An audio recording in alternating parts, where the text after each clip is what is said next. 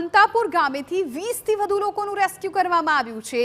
એસડીઆરએફની team દ્વારા લોકોનું rescue operation હાથ ધરવામાં આવ્યું। નદીના ઘોડાપુર વચ્ચે ફસાયેલા 20 લોકોનું રેસ્ક્યુ કરાયું છે।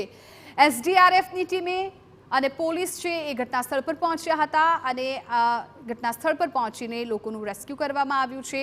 નદીઓના ઘોડાપુર વચ્ચે 20 લોકો ફસાઈ ગયા હતા અને આ લોકોને બચાવવા માટે તાત્કાલિક એનડીઆરએફની ટીમ પહોંચી ગઈ હતી। સાથે સાથે પોલીસનો કાફલો પણ હતો અને આ તમામ લોકોને બચાવવામાં આવ્યા છે, તેમનું રેસ્ક્યુ કરવામાં આવ્યું છે। ડોલવણમાં પણ અંતાપુર ગામે અત્યારે પૂરની સ્થિતિ અને આ પૂરની સ્થિતિ વચ્ચે 20 જિંદગી જ્યાં ફસાઈ હતી ત્યાં એસડીઆરએફની ટીમ અને પોલીસ કાફલો પહોંચ્યો।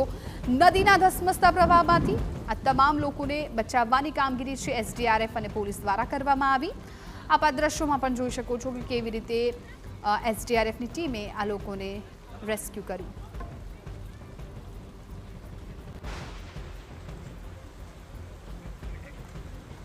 તો એસડીઆરએફની ટીમનું રેસ્ક્યુ ઓપરેશન અત્યારે તાપીમાં વરસાદી માહોલ અને તાપીના અનેક એવા તાલુકાઓ અને ગામડાઓ છે કે જ્યાં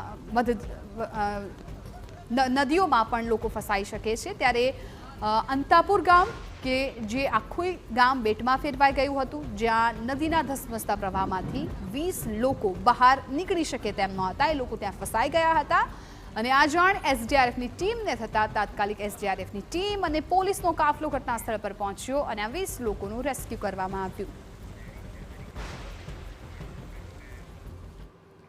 અને હવે